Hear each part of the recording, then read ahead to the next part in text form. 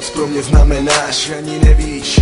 Cítím se jak mecenáš, který sponzoruje tvoji mysl. Bez tebe už nemá smysl žít, nejde pochopit, že nemůžu tebe mít. Je to sen, který budu nadále snít. Já a ty, naše řádky, život je tak strašně krátký, čas už nejde vrátit zpátky. Na ty dny, na ty časy, denně vedle z tvojí krásy jsem. A každým dnem píšu SMS jen, toužím mít tě k mému srdci blíž. Sama víš, snad to brzo pochopíš, dřív než bude pozdě. Dřív než mě někdo strestá, miluju tě.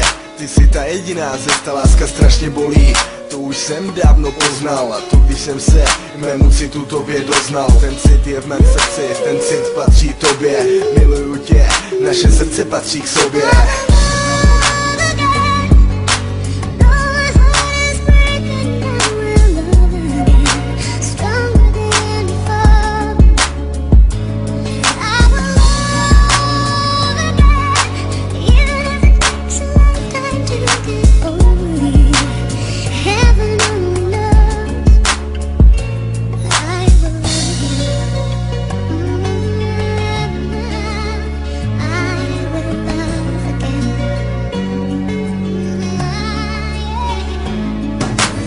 Srdce patří k sobě, to si moje srdce přeje. Láska k tvojí osobě, tam mě dennodenně hřeje. Proto píšu eseje, jen ty dokážeš mě rozesmát. Jako nikdy nikdo jiný, za tebou já budu stát. Než je stále psát, neskutečně milovat, prokazovat, dokazovat lásku svou. Tyto slova k tobě jdou, láska prochází mnou, prochází i tebou, nevím, netuším, nedozvídám se.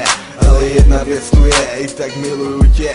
Vím jistě, pamatuješ, střetli jsme se, báli jsme se třeba příště. Jsem jak líště, které se tě nechce vzdát. Už se nechci bát, chci se smát, držet za ruku a mít tě rád, milovat. Chci stále jen tebe mít, jak ti to dokázat, jak jen ti to všechno říct. Miluju tě.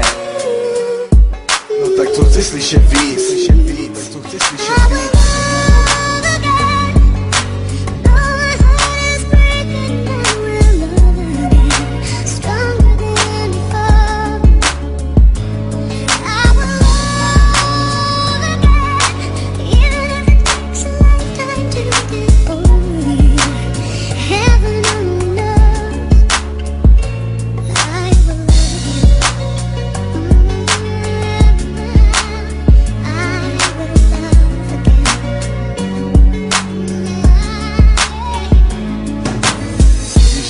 Pár slov nevyjádří city, tak jediná, pro koho žiju, si vlastně ty.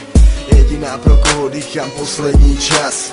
Jediná, pro koho zní tento hlas. Jediná, mé srdce stále vzpomíná na jakoukoliv větu, na kterýkoliv čas. Na všechno okolo, co se týká jen nás.